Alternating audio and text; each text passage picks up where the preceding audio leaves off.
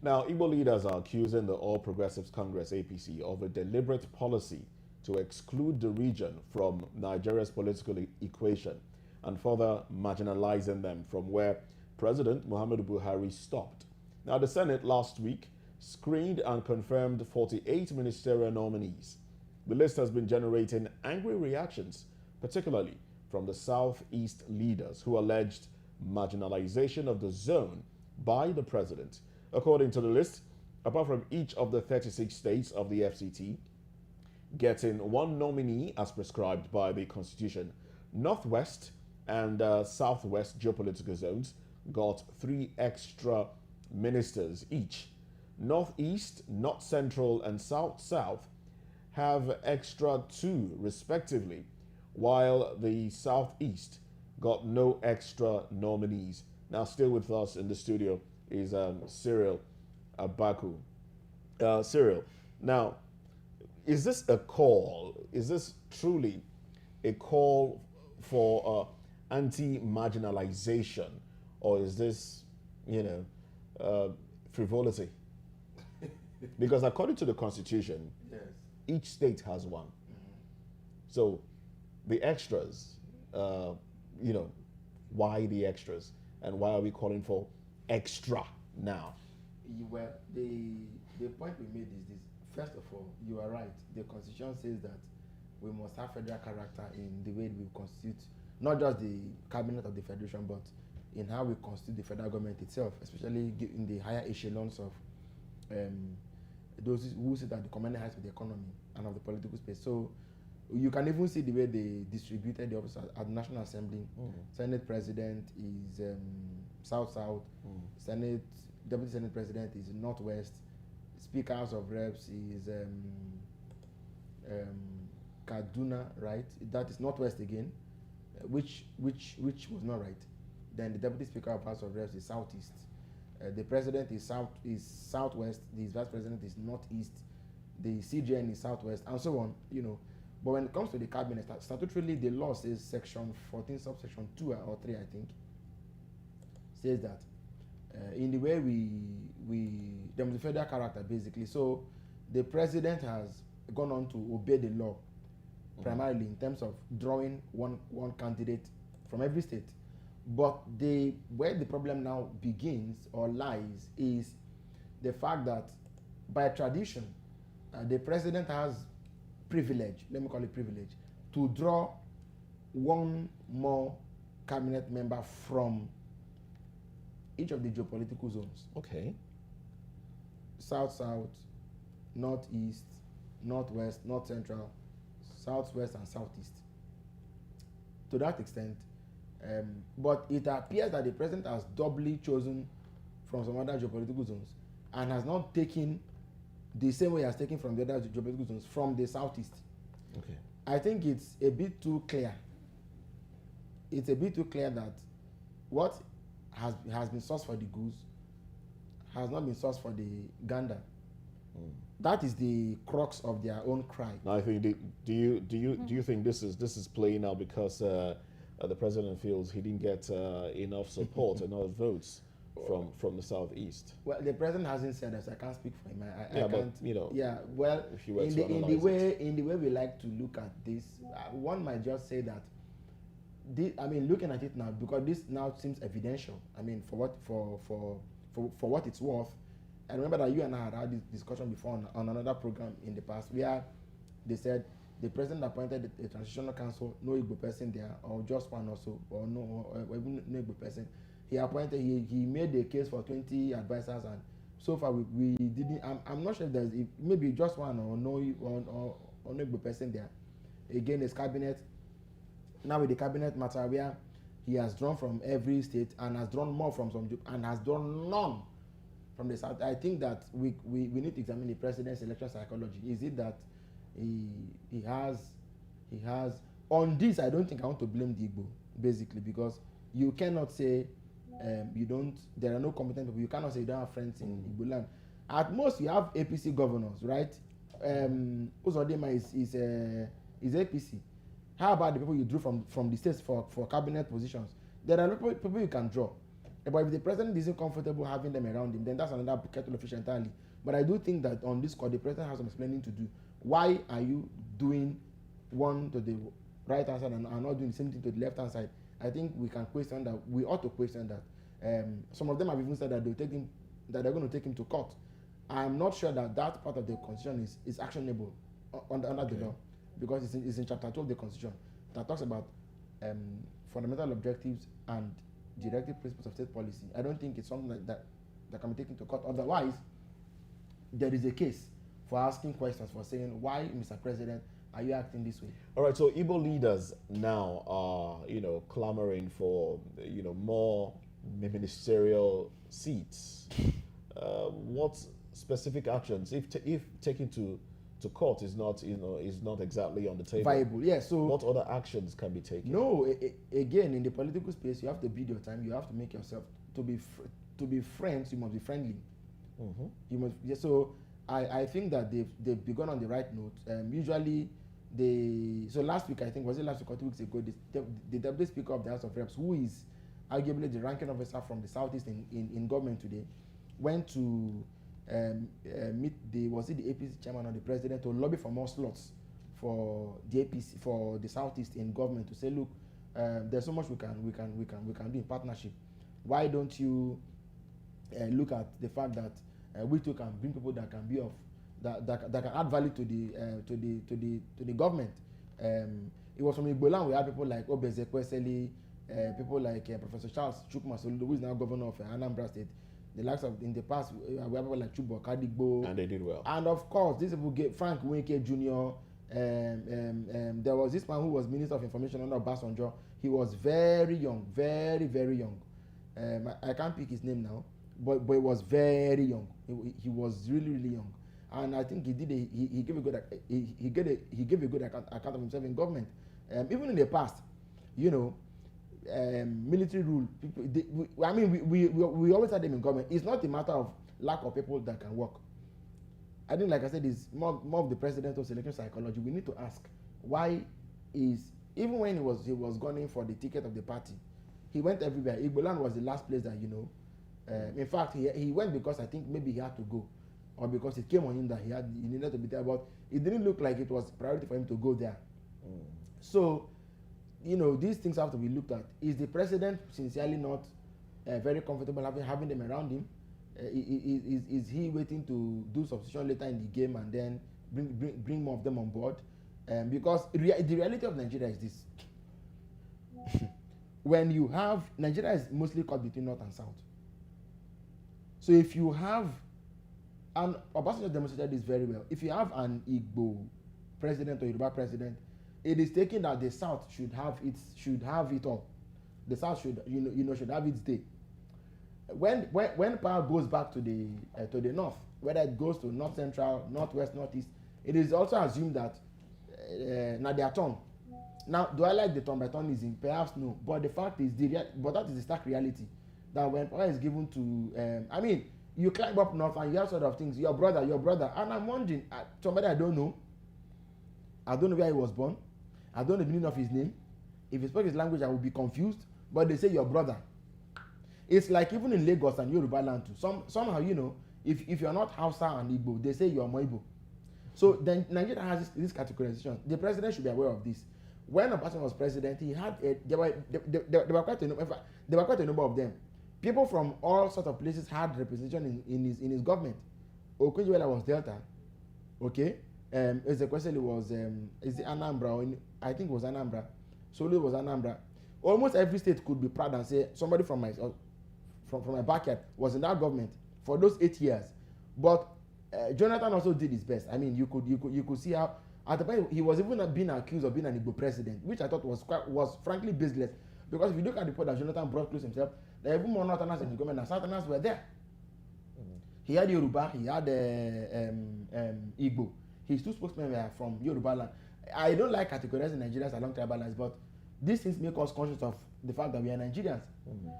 Buhari was the first president who came and said he didn't even care so much about the South, first of all, and didn't give a hoot about even the North. He was appointing only his kith and kin. It is called nepotism. What another claims to call brotherization. He literally brotherized the government. his cousins, his in-laws, his elder brother, his younger brother, his grandchildren, and people were there just filling up government.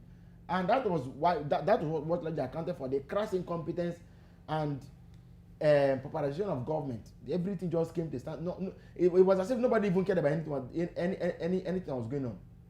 The president would purportedly give one order, a minister will give another order, then they will be fighting. At the point, the JSS was telling the president, Mr. President, you are signing documents that you know nothing about.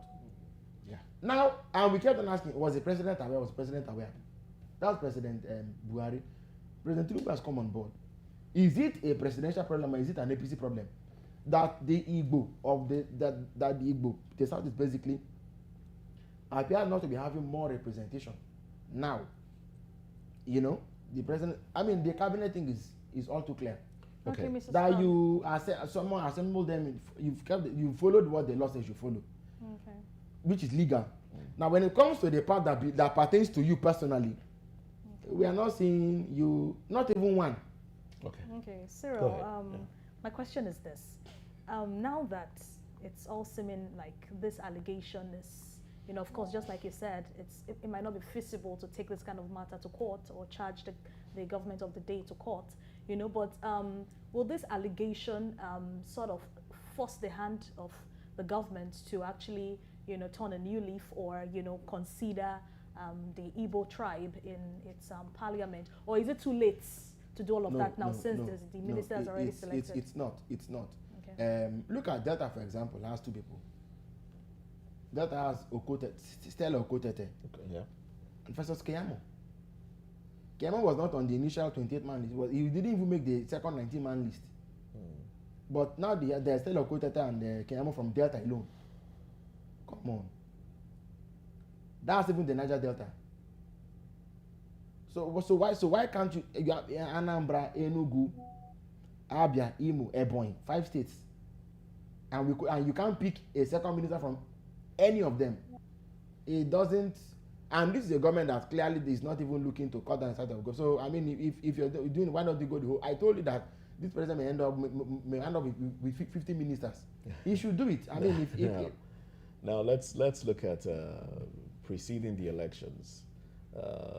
We reckon that statements were made that contributed to our ethnic divide, and we also did see that the president came on board after winning, after being declared the winner of the elections. He called for oneness. How does this relate to, you know, oneness? The call for oneness. Yes. Well, you cannot make the call. And your actions are depicting a completely different thing. It becomes hypocritical, frankly speaking. And that's why you look at when the vice president was accused of being the founder of Boko Haram.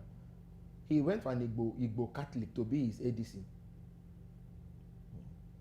He may not convince some people, but he has done something to show. Personally to show. And that's more like the most he could do anyway. That he went on to appoint an Igbo Catholic as ADC, which is like saying, I am putting my life in the hands of somebody who, you know, I mean, you can't be more southerner than Igbo Catholic, and he's the northern and so on, for the way we like to look at things in our political space. So he did what a lot of people will not even bother to, but still he did it. He may not change perception, but still he did it. Now, in the president's own case, it is not strange seeing this happen. While some are lobbying with him, others must be carrying placards without. This is how you make advocacy, political advocacy of this kind, effective. Now you see, because of what they said, we are making it a topic of discussion this morning. So I personally think that the president ought to do better than what we've seen him do. You cannot say that you. In fact, I would have thought that the president should now even get more of them. Do you think the Igbos are not aligning with the central like they should? No. We know the matters in which we are to blame them for not aligning. On this particular issue, on this particular matter, it is that you can't make yourself a minister of the Federal Republic of Nigeria. And but you need to lobby well for it. The president did say, if you want something from me, No. Not lobby me. No, he said that. This matters.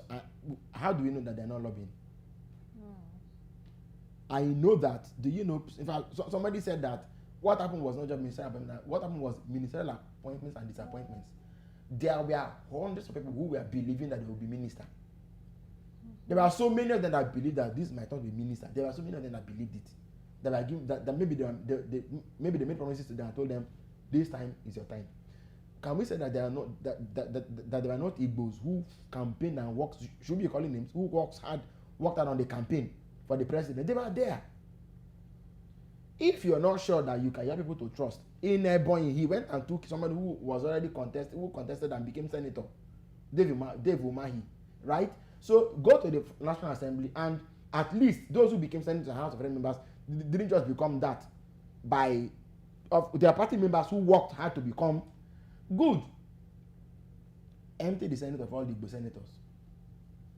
At least you are sure that they are party men who invested in a party and worked hard to become senator and House of Rep. I don't know if you're getting the picture. If you don't trust those who are outside, at least you are sure that those who are on the Senate and Reps are people who worked very hard for the party to become what they became. Draw them into the cabinet, then let other people go and do election and fix. The president has a personal responsibility. This one is not about lobbying, it's about fairness. It's about inclusion. So it is he who will say, I prefer Abatete to Abatata, if there's anything like that. I prefer Wonye to Wonkoye. Let Wonkoye now be offended that the president didn't consider him. But he must choose between Wonye and Wonkoye. You must choose one person. You can't deliberately choose. So first of all, is it that the president made up his mind to select these people, or it was forced on him? If he knew that he was going to appoint, Obasanjo did it, Yar'Adua did it, Jonathan did it, Buhari did it, that normally after you draw from each of the states, you must draw from the geopolitical zone. So in doing that, the president already knew that he was going to draw. Why then do you overlook the Southeast and start drawing more than one from other places? I think it just speaks to his personal policy to maybe sideline them, or put them in a corner and not be willing. So like we need to question and examine the president's selection psychology. Why exactly has he chosen them the way he has chosen them? We need to know that. So he doesn't have the veto power to choose whoever he wants. Is it the right of the Igbos to actually be, selected? Is it their rights, basically? Well, we can ask them question. Is it the right of the Yoruba? Is it the right of the Nupe? Is it the right of the Hausa? Is it the right of the Fulani, or the Jaw, or the Urobo, or the Shekiri, or the Kwale, and so on? Or the Soko, or the Anang, or Bibio, Efik, and so on. Or the Tiv, or the Idoma, Ebira, Igala, and so on. The question on the table is this. By law, the president must select a minister from every state of the federation. Which he did. We take him good. Yes. By privilege, because nowhere in law is it written that there should be ministers of state. That means the office of minister of state does not exist. It exists no more than you have the minister of the office of the first lady of the first lady. There's nothing like that in law. But because we understand the peculiar nature of the Nigerian political space and how people must be drawn to the center to create some good feeling, to help. So that's why not all ministries have ministers of state, and so to that extent the president now has privilege. Exactly. So if it's a to draw one more minister from each of the geopolitical zones, just to make up the government. And now the president has drawn from each state. We see it. He has drawn to draw from other geopolitical zones. He has drawn extras from other geopolitical zones, and he didn't draw even one from the southeast. It leaves a knowing question mark to say, Mr. President, why? So it is a thing of morals and not exactly. But you see, a leader's morality is, we could almost solely judge him on that. Okay. Now, lastly, when we talk about the peculiar nature of the political terrain in Nigeria, let's bring it to Lagos now. In Lagos, just last week, the Muslim community in Lagos were more or less angry that the Sanwo-Olu administration did not have enough Muslims on the board of the commissioners and they were clamoring for more inclusion of Muslims, accusing the governor of having a lot more Christians. How can we, as a country, come to a point where these things will not matter and will focus on competence as against your religion or where you're from? Right. No. First of all, we must fix our politics. Our politics is still in disrepair. It is a broken vehicle. It is vandalized. We need the vulcanizers to work on it. We need the mechanizers to work on it. We need lots of people to look at it and the rewires and all of them to fix a lot of critical parts of the vehicle. It's packed up. It's in a shop. Politics is not doing anything in this country. Anybody who believes that he will just go to the ballot and people will vote for him and he will win the election must be dreaming, really, you know. So having said that, we must now make the point that it is because over time we've put Muslims there who didn't do well. We've put Christians there who also went and failed. So people have seen beyond the issue of Christian or Muslim. They are what they want is let us also be there. If it is good, let it be good for everybody. If it's bad, let it bad for everybody. Don't deceive us with anything about competence or meritocracy because it's not there. It's not. It's simply not there. People, in fact, I personally find it reports that we are still playing this card. People going in the name of Christian, in the name of Muslim.